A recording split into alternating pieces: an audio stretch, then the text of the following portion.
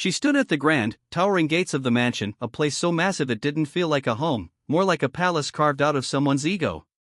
The windows stretched high, reflecting the evening sun like they were too proud to let the light touch the ground. Her heart raced in her chest, not from fear, but excitement. Today was the day. She wasn't just bringing news, she was bringing joy, hope, a new life. Their child. Her fingers trembled slightly as she smoothed her dress, one of the few nice ones she owned. It wasn't designer, but she still felt beautiful. After all, she wasn't here to impress anyone. She was here to tell the man she loved that they were about to start a family. The butler barely glanced at her before opening the door. He didn't have to say a word, his raised eyebrows said it all. She didn't belong here. But she brushed it off. Soon, she'd be family. The hallway stretched endlessly, lined with gold-framed paintings and chandeliers that seemed to drip from the ceiling like frozen sunlight.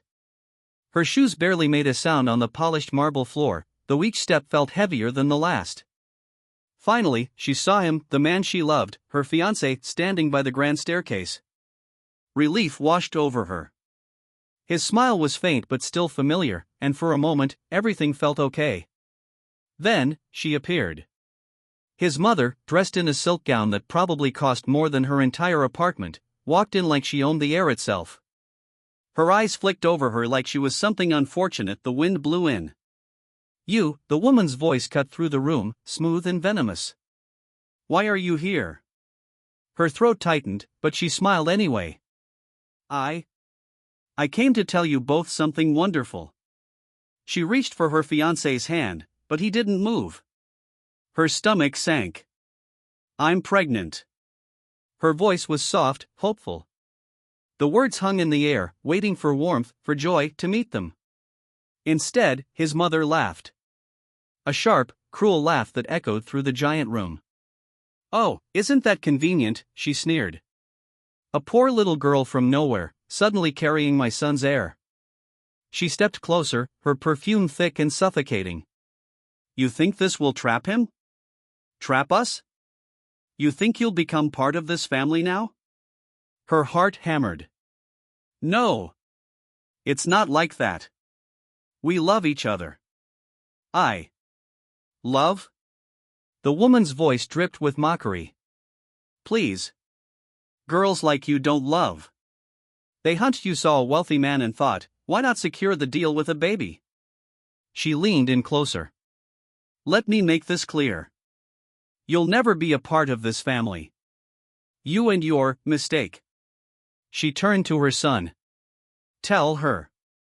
Her eyes pleaded with him. He wouldn't let this happen. He loved her. They were supposed to build a life together. But he looked at the floor. Silent. His jaw tightened like he wanted to speak, but the words never came. The silence hurt more than any insult. She stared at him, voice shaking. "Say something. Please." Still, nothing. His mother's voice sliced through again. "Get out." Her chest felt tight, like the air had been punched out of her lungs. Tears burned her eyes, but she refused to let them fall. "Not here. Not in front of them." She swallowed the sob clawing its way up her throat. Without another word, she turned and walked out. The door slammed behind her, loud and final. The sky had turned a moody gray, thick with clouds that swirled like they were angry for her. The first drops of rain hit her skin, cold and unforgiving. Her feet moved on their own, one step after another, though her heart felt like it had been left back in that mansion, shattered on the floor.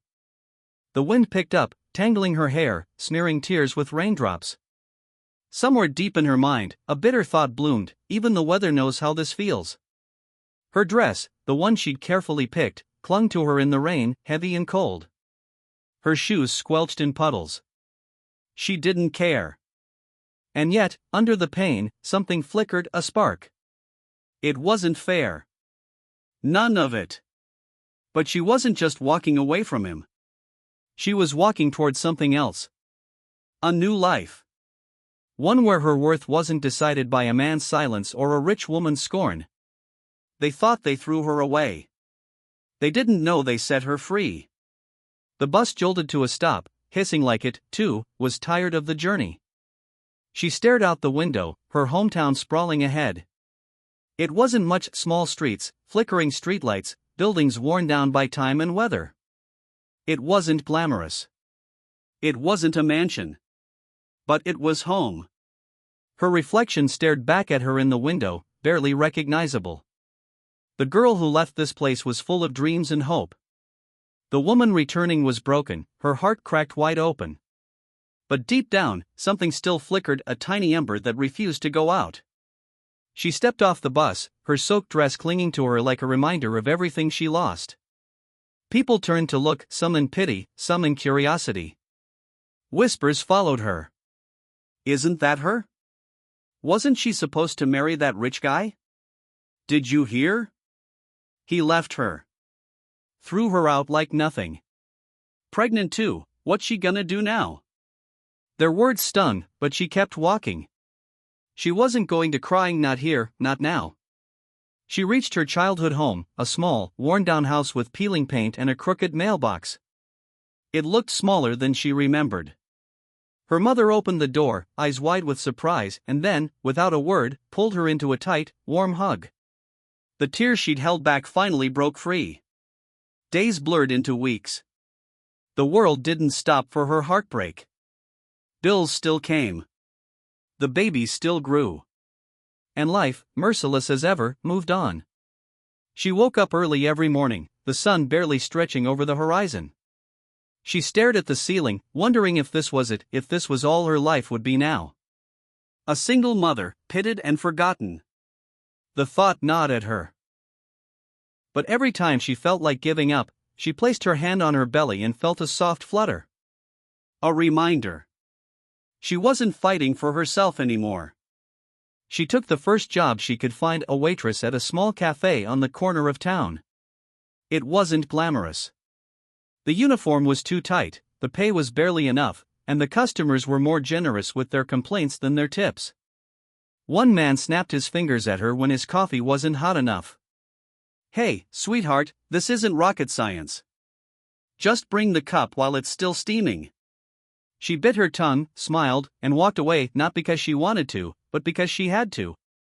By the time her shift ended, her feet throbbed and her back ached. She collapsed onto her bed, exhausted beyond words. But she wasn't done. Late at night, after the world went quiet, she sat by the dim light of the kitchen and scribbled in a notebook. Ideas. Plans. She wasn't going to be a waitress forever. She couldn't. "I'll build something. I don't know how yet, but I will." Her mother, watching from the doorway, smiled softly. "You always were stubborn," she said. "Just like your father." The days got easier, not because life was kind, but because she got stronger. She saved every dollar she could, even if it meant skipping meals. She learned everything she could about running a business, watching, listening, taking notes in the quiet corners of the cafe. She started baking at night, selling small pastries to neighbors and locals. Word spread. "Have you tried those muffins from that girl? They're better than the ones at the bakery. Did you hear? She's starting her own shop soon. She's come a long way from what happened to her." The whispers had changed. The girl who came back broken was becoming someone new, someone unbreakable. She didn't realize it then, but the very place that once felt too small to hold her dreams was now the foundation of something bigger than she ever imagined. And every night, before she fell asleep, she whispered to the growing life inside her, "I promise you, we'll be okay. I'll build us a life no one can take away." Asterisk. The sun rose like any other day, warm and golden, spilling light through her small shop's window. The smell of freshly baked bread filled the air, mingling with the sweet scent of cinnamon and chocolate from her pastries. The bell over the door jingled, customers wandered in, smiling, chatting. It felt like a life she barely recognized as her own. She wasn't the same woman who stumbled back to this town, broken and humiliated. That woman was gone. In her place stood someone stronger, a mother, a business owner, and a survivor. Her bakery wasn't much, but it was hers. The little chalkboard outside read, "Made with love and a little extra determination." She laughed when she wrote it, but it was true. Every loaf of bread, every cake, every cookie carried a piece of her fight, her pain, and her strength. Life wasn't easy, but it was hers now. Then, one day, the past walked through the door. She didn't notice him at first. She was too busy helping an elderly woman count her change, offering a warm smile and a free cookie for her grandson. It wasn't until the room went unusually quiet that she felt it, that shift in the air. She looked up. There he was. Her heart didn't race. It didn't sink, either. It stayed perfectly still, as if her body already knew what her mind hadn't caught up to yet, that he didn't matter anymore. He looked different. Thinner. Older. Like life had been as unkind to him as it once had been to her. The expensive suits, the air of confidence, all gone. He wasn't the man she remembered. He was a ghost of him. Their eyes met, and for a moment, neither of them spoke. "Hey," he finally managed, his voice quieter than she remembered. She didn't respond. Not because she was angry, but because there was nothing left to say. His voice trembled. "I heard about you. The bakery. Everything. He hesitated. I'm proud of you." Her chest tightened, but not with longing. With pity. Not for him, but for the woman she used to be, the one who would have hung on to those words like they meant salvation. He took a shaky breath. "My family, we lost everything. The business. The house. Even Mom. She got sick. We couldn't afford the treatments." For a brief second, sympathy flickered in her heart. Not for his mother, the woman who threw her out like garbage, but for him. For the man who once could have had everything with her, if only he'd spoken up. "I'm so sorry," he said, his voice barely a whisper now. "For everything." She studied him for a moment. The old her would have broken down, forgiven him instantly, maybe even taken him back. But that girl was gone. "Sorry doesn't change what happened," she said gently, but firmly. There was no bitterness in her voice, just truth. "I needed you back then. And you weren't there." He swallowed hard, guilt clouding his eyes. "I made a mistake. I miss you." Her lips curved into the smallest, saddest smile. "You miss who I used to be." She shook her head. "That woman doesn't exist anymore." The silence that followed wasn't awkward. It wasn't angry. It was final. For the first time, she realized she didn't feel broken. She didn't feel hurt. She felt free. As he turned to leave, she didn't watch him go. She didn't need to. Her heart wasn't walking away with him this time. It was right where it belonged, with her, and the life she built from the ashes he left her in. The bell jingled as the door closed behind him. She exhaled slowly, then smiled. The sun was still shining, and the bakery still smelled like cinnamon and chocolate. Her life wasn't waiting for him to come back, it never had been. She wiped her hands on her apron and turned back to the counter.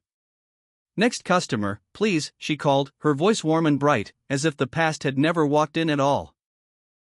The afternoon sun stretched lazily across the sky, casting warm streaks of gold over the town.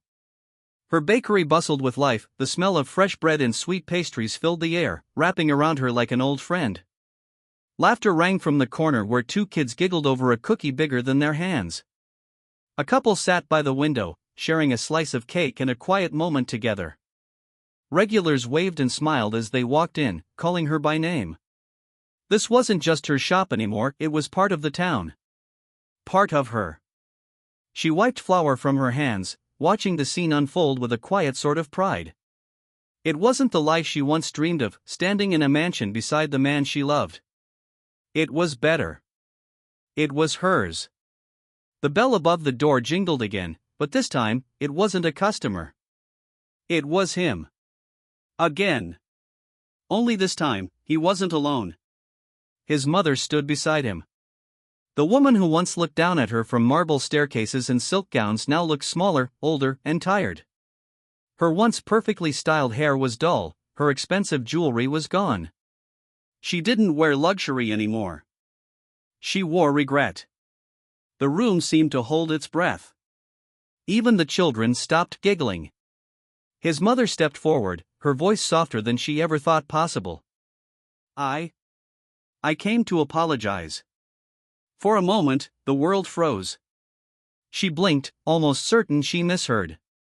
The woman who threw her out like garbage, who called her a gold digger and tossed her aside like she was nothing, was now standing in her bakery, eyes glossy with unshed tears. I was wrong about you, the older woman admitted, her voice trembling. About everything. She didn't say a word. She didn't know if she could. The woman's voice broke. I lost everything. My husband. Our money. And, my son lost you. Her eyes lowered, her voice barely a whisper. I guess I lost you too. Her throat tightened. She wasn't sure what she was supposed to feel. Anger? Satisfaction? But all she felt was peace. She stepped forward, slowly. You didn't lose me, she said softly. You let me go. The woman looked up, surprised. I don't hate you, she continued, her voice steady and strong. I'm not angry anymore. I'm grateful. Because if you hadn't thrown me out, I never would have become this version of myself. The one who doesn't need your approval or anyone else's. His mother's eyes welled with tears, but this time, the apology stayed silent. Maybe because she knew words wouldn't fix it. She turned to him, the man who once held her whole heart in his hands. He looked at her like he barely recognized her now. And maybe he didn't. I loved you once, she said, her voice gentle but firm. But the man I loved isn't standing here anymore. And the woman who loved him doesn't exist anymore either. The words weren't cruel. They weren't meant to hurt. They were just true. He nodded, his shoulders slumping. For the first time, he looked like he understood. Like he finally realized what he lost. They left quietly, without another word. The door shut behind them, and the room seemed to exhale with her. The bakery filled with life again, voices and laughter bubbling back to the surface. She didn't feel broken. She didn't feel triumphant either. She felt free. She turned to her staff, grinning. All right, people. Break's over. Let's get back to work. They laughed, the moment fading into the hum of her beautiful, messy, imperfect life. She looked around one more time, heart full, and whispered to herself, not bitter, not angry, but proud. I'm more than what they left behind. Asterisk. And as the camera slowly pulls away, her bakery glowing in the sunset, a warm voice fades in. For more powerful, unforgettable stories like this, where heartbreak fuels strength and resilience wins in the end, don't forget to subscribe to Storytelling and Beyond. Because every ending is really just a new beginning. Asterisk.